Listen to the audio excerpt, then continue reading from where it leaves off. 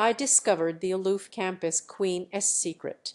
I threatened and tempted her, deliberately and secretly tugging on her tail during class. The ever composed campus queen, Willow, her pale ears flushed red. "You're clearly enjoying this, aren't you?" Bringing her water, breakfast, love letters, I used every trick in the book on her. But she was always cold to me. The little dear in my heart started pounding again. I felt like she was stringing me along, but I had no proof. I started to deliberately distance myself from Willow, shifting my attention to the class president, until one day I discovered the Aloof campus queen's secret. In the classroom, a pair of fox ears poked out from the top of the woman's head. Even though she tried to curl up in the corner, she couldn't hide the fluffy tail behind her. Our eyes met with her dark ones. Seeing the flash of panic on her face, I closed the classroom door, cutting off her only escape route. In a low, lazy voice, I said, "So the campus queen who kept rejecting me is actually a fox spirit." Her secret discovered, Willow quickly stood up, trying to flee. But because of the weakness that came with her half-beast state, she had barely gotten up before her knees buckled, and she fell to a half-kneeling position on the floor with a loud thud. I easily reached out and cupped her chin, forcing her to look at me. I can't deny it, she was alluring. I grabbed her tail, my fingers gently stroking it. The woman's back instantly stiffened, and she let out a muffled grunt. "Why are you being so dirty-minded?" "Did you think I meant?" The woman's pale hand pressed down on my misbehaving wrist. "Let go." I chuckled under my breath. "Do you really want me to let go? In that case, I'll open the door." My hand rested on the doorknob. "There are people outside, you know. Does the campus queen really want others to see you like this? Clothes disheveled, the corners of your eyes flushed red." Willow followed my gaze and saw a classmate walking towards the window. Her pupils suddenly contracted. "I'm sure the door was closed when I left. Why won't it open? It seems like it's locked from the inside. Is someone in there?" The voices outside grew closer. Her strong, vigorous heartbeat transmitted through the thin fabric of her clothes, conveying her nervousness. Even that fluffy tail was standing straight up. I made a move to turn the doorknob. "Well, I'm opening the door then." She suddenly slammed me against the wall. "Don't." I slipped my hand inside the collar of her slightly long skirt, whispering seductively in her ear, "I've always wanted to study the difference between a beast person and a human. As long as you let me study you, I promise I won't tell anyone your secret." Knowing full well what I was thinking, Willow rejected me flatly. I let go of her tail and instead gripped the doorknob, smiling innocently. "Then I'll just open the door and let everyone see what you look like right now." Willow stared at me for 2 seconds, then looked at the classmates still lingering outside the window. Finally, she squeezed a few words through her clenched teeth. I lowered my voice, the soft laughter scraping against her eardrum. "Then why don't you instruct me, my dear campus queen, on what exactly counts as just touching?" She turned her face away. I followed relentlessly. "Like this? Or maybe like this." But now she was pressed against the desk by me, the passion not yet faded, her watery eyes filled with grievance and resistance, even though her tail was still in my hands. The moment the door opened, I kicked out with the speed of lightning. But it was too late. A blinding white light shone on me and Willow. My foot connected with the person who came in. My best friend, Leo, clutched his stomach, howling like a pig being slaughtered. Leo had a look of utter shock. "Whoa, Willow, I can't believe it. You act all prim and proper, so unapproachable, but in private." Leo's teasing gaze circled Willow. He usually never got a chance to jab at her, and now that he finally caught an opportunity, he had to milk it. But as his eyes focused on Willow's state, His voice shot up. "You guys play this rough in private. In broad daylight, you too."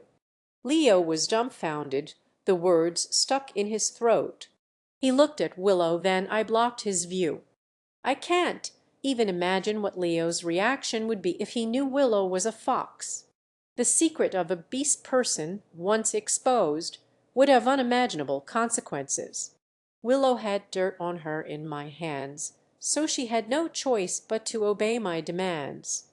Thankfully, he didn't know her secret. She could only obediently listen to me and move to sit next to me, becoming my deskmate.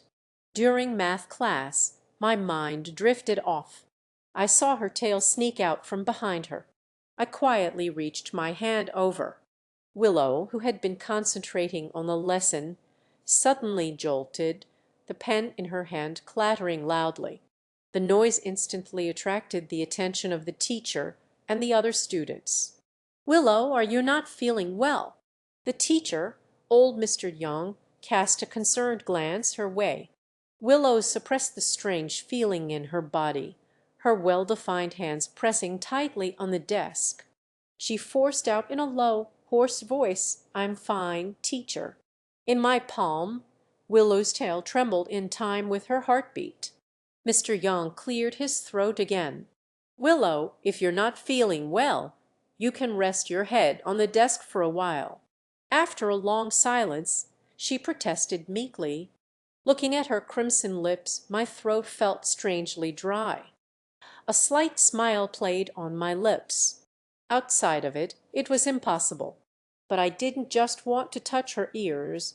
I had to make her fall in love with me. Only by having her willingly offer her heart's blood could I resurrect my little cat, Kiki.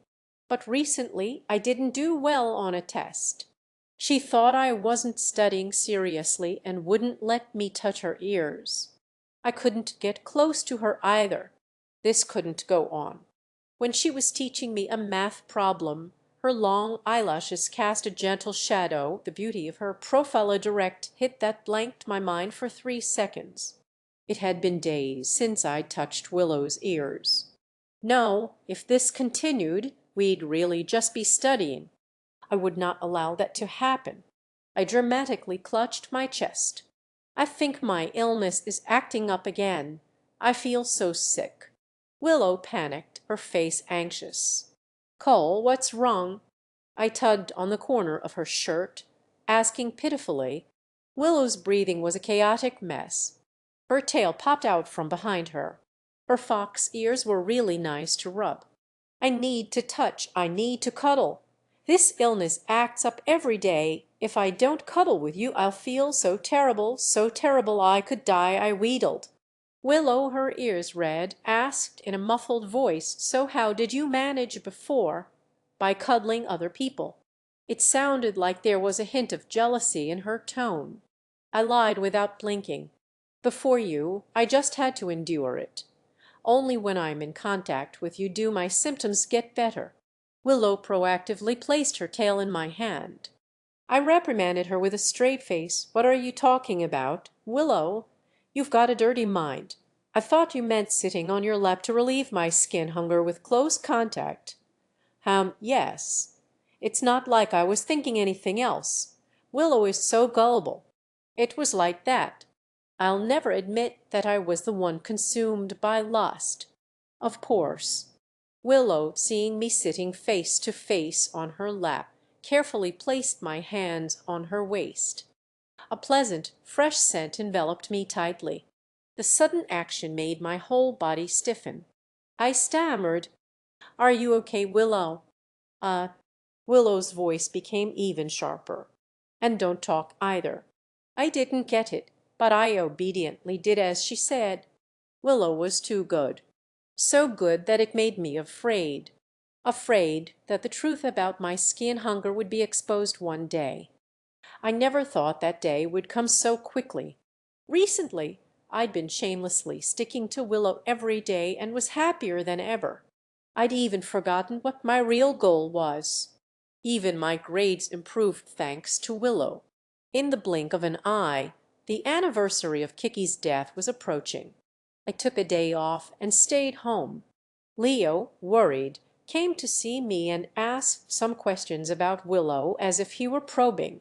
"You and Willow have been getting really close lately. Are you two together?" Leo asked with a smile.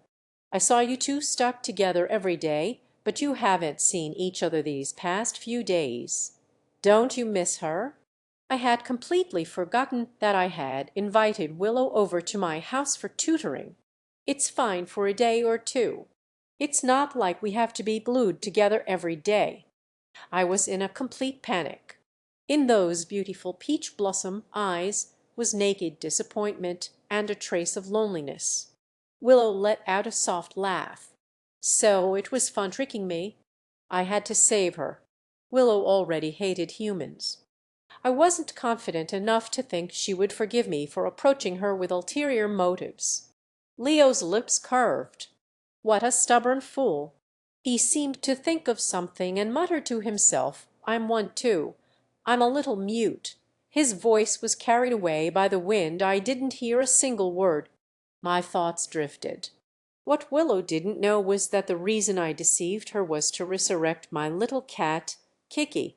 Kiki wasn't just a cat who had been with me for years. She was also a beast person.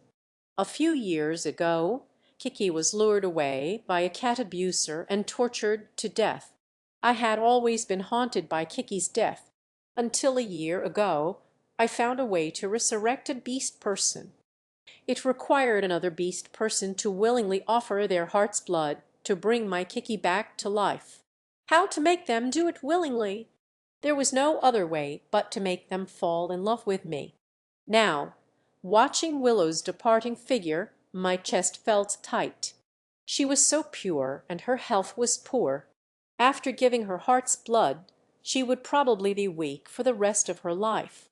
I felt disgusted by my own despicable scheme. If she found out that I not only lied about the skin hunger, but that our very first meeting was a lie, she would hate me even more, wouldn't she? After apologizing to Willow, I brought a pile of snacks to appease her. She lowered her eyes and pointed to the candy on the desk. "I don't like this flavor." I was instantly deflated. "Fine, if you don't like it, I'll take it away." Willow got anxious. "No, I want it." "But you said you don't like it." Stared at by my intense gaze, Willow pretended to read a textbook. "An apology needs to be sincere. I like strawberry flavor." She was really so easy to appease. She even said she would continue to tutor me. I bought a pile of strawberry flavored snacks for her. She unwrapped a strawberry candy. "Don't lie to me again." She paused, her gaze turning towards me with an unreadable meaning, her voice becoming possessive. "If you want to touch my tail, you don't need any reason." She took my hand and placed it on her head. "Anytime, anywhere, as long as it's you, it's okay." The sweet scent of strawberry candy wrapped around my nose. So sweet. Even my heart felt sweet. I hurriedly looked away, my cheeks burning hot. "Okay, I know." I brought Willow home for tutoring again.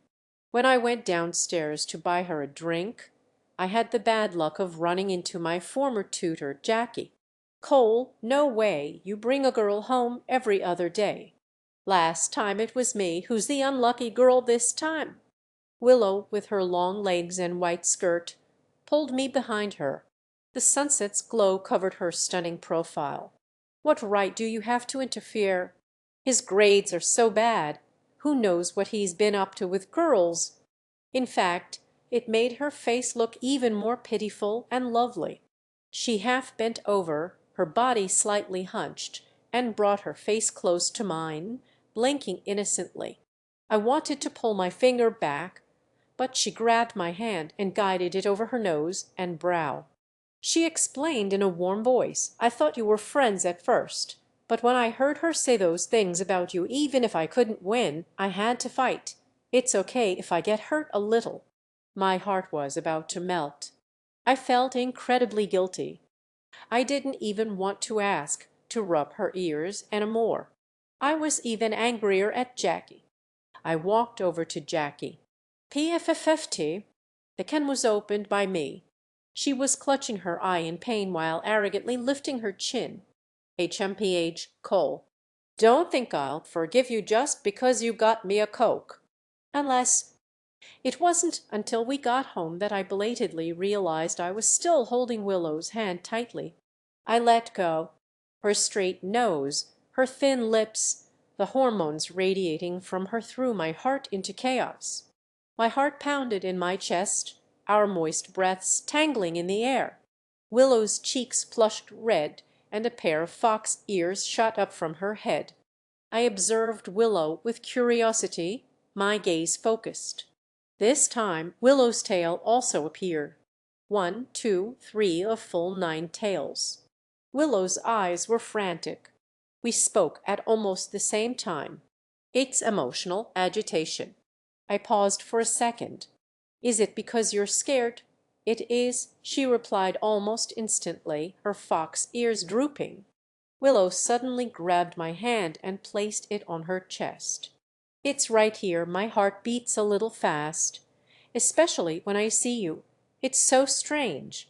Her long, narrow peach blossom eyes met mine, her voice carrying a seductive quality. Just like this.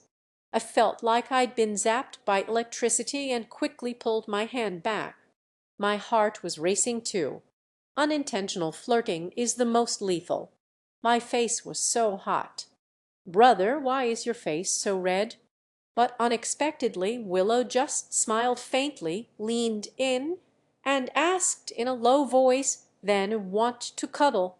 I subconsciously nodded, then shook my head. But it was too late. A faint minty scent filled my nose, and the girl's entire head was practically buried in the crook of my neck. Fluffy tails popped out behind her. Cole, touch my tail, please. I felt the atmosphere was a bit strange, but she said beast people aren't liked. No one dares to get close to me. Even if they like me, it's only because of my looks. So I learned to hide and endure. Every heat period in the past was so hard to get through. I never thought a fox tail could be such a healing thing. I suddenly became afraid. What if one day Willow found out I was lying to her? Would she hate me? Especially after Willow told me so much about herself, I truly understood what kind of person she was. She fell ill once, and when her parents went to buy medicine, they were captured by a special agency, skinned, and made into fur coats. She was hidden in a corner by her parents and managed to survive. All these years she had resented herself. I touched her ear. Willow, it's not your fault. Why should we blame ourselves for everything?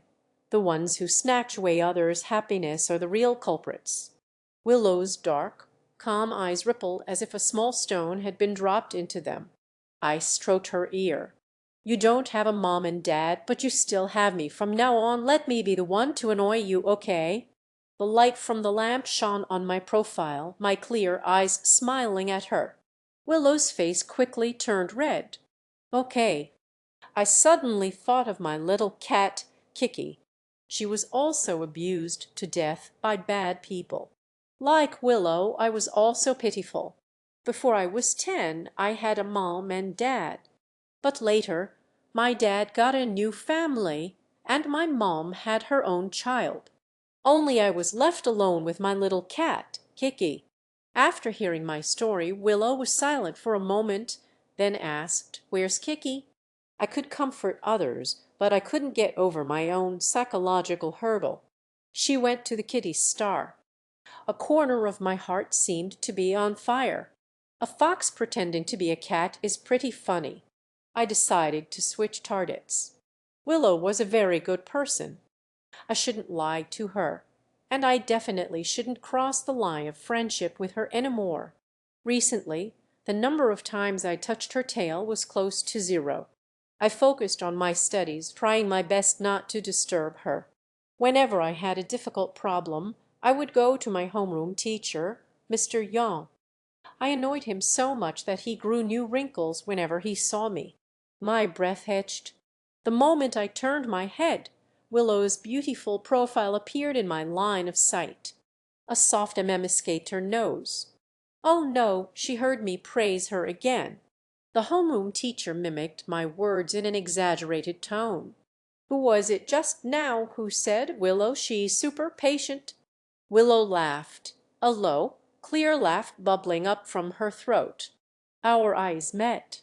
Seriously, I want to find a hole to crawl into and die. It wasn't me. I didn't even dare to lift my head, as if one more look at Willow would make me combust. She called my name. "You two have something going on, don't you?" She gave a self-deprecating laugh. "So that's how it is." I was in a panic, wanting to explain, but not knowing how to start. It wasn't until she turned and left that my heart felt completely empty. Leo was still going. "It's over. It's over. You're not just stubborn. You're mute now too. You could give me a run for your money." Leo swallowed the second half of his sentence. I was frustrated. I thought that for at least a few days Willow would ignore me and I could use the time to find another beast person. And I actually did find one, a fair-skinned, beautiful art student named Asher. I found out he was a Black Panther. After learning about me and Kiki, he was very willing to give his heart's blood to save Kiki. The condition was that I had to pretend to be his boyfriend to test the person he had a crush on. When it came to Kiki, I lost all reason. I agreed in a heartbeat. Every day I would bring him breakfast, milk, tea, and warmth. After all, a healthy body is the capital for donating blood. I suddenly wondered if my first encounter with Willow hadn't been tainted with ulterior motives. Would she have also been willing to give me her heart's blood? Unfortunately, there were no what ifs. On my way back from giving him water, Willow was walking towards me. My eyes darted around nervously. We hadn't spoken in days. She didn't seem to be planning to greet me. The words in my mouth swirled around and were swallowed back down. Just as I thought she was going to walk past me, Willow grabbed my arm and pushed me into the stairwell. Her dark eyes were bottomless pools. "Cole, can you please stop avoiding me?" Her warm breath sprayed on my neck, her voice alluring. "Cole, if tricking me is fun, then play all you want." She paused. "You can play with me too." Her fox ears popped out, like a puppy begging for attention. I knew she was talking about me lying about the skin hunger, but the impact was too great. My head was spinning. My reason managed to return. Willow leaned close to my ear, her voice husky. "I'm no worse than that art student, brother." A tingly itch spread from my ankle. I looked down and saw those 9 tails slowly wrapping around me. "You two are getting more and more." A shocked exclamation erupted from the side. Leo was standing on the landing, pointing at Willow's 9 tails in amazement. "This prop is really realistic. Ha ha ha, I'm dead. So dead." I don't know how many times Leo had caught us now. I braced myself and pushed Willow away. I didn't expect her to be so sensitive. She let out a moan that made my face burn. Leo flashed a roguish smile. He winked at Willow. "Willow, need legal aid? I'll give you a 99% discount." "I'm not that talented, but I'm well read on all sorts of bizarre stories from social media. Oh, but I've never come across a case of a guy being forced by a girl." It was clearly me being forced by Willow. That damn Leo. My face got hotter and hotter. I grabbed a nearby plastic bottle and threw it at Leo. "Friends who can touch ears." She gritted her teeth. "Pull." Willow's eyes were red, her fox ears twitching cutely. "Cole, I can play ball too, don't go, okay?" I sighed. "Forget it. It's better if she finds out I deceived her. Let her hate me. I don't want to hide it any more. My campus queen, my Miss Willow." I leaned down and kissed her cheek. "Is this kind of relationship okay?" Willow's body went slightly rigid, a pair of fox ears stood up straight. Her throat bobbed, her gaze dark. What kind of relationship? Her pair of peach blossom eyes stared at me, stunned for a good while, the stars in her eyes looking like they could drown a person. "Cole, I like you too." She suddenly hugged me tightly, her possessive eyes fixed on my lips. She slowly stood on her tiptoes, stopping when we were just a hair's breadth apart. Her cool voice, like a gentle breeze, brushed past my ear. "Brother Kai." My earlobes were already beet red.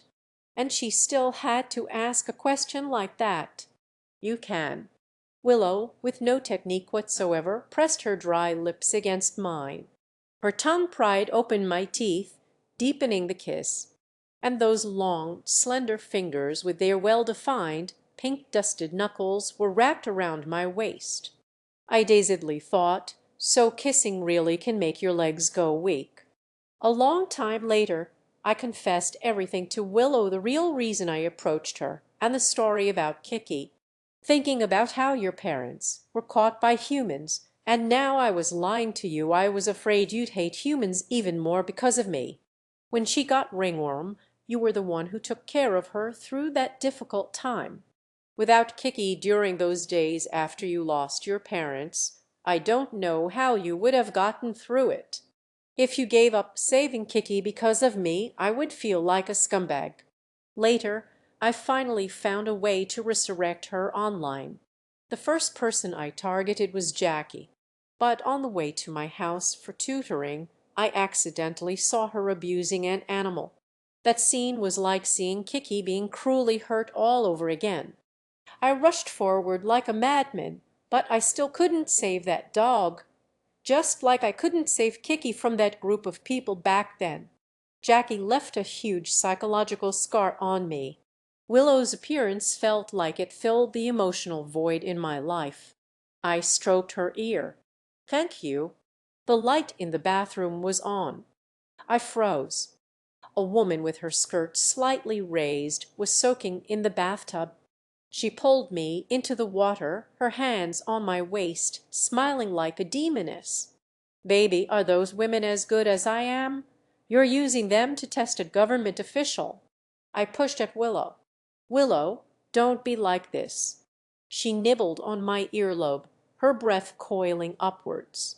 "I heard you humans have a game called Rocking the Little Boat."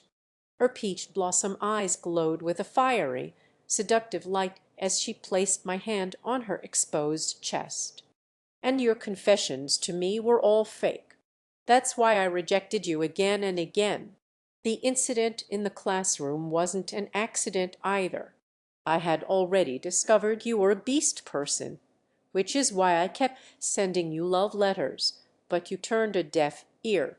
I'm not that stupid, brother," she confessed slowly. "Because I found out you had your eyes on someone else during that time. You're such a player. I was jealous. That period of time I did indeed look for other targets."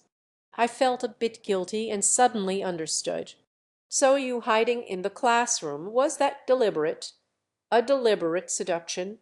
She admitted it frankly, smiling like a fox. "So, brother, did I catch you?" That smile hit me right in the heart. End of story.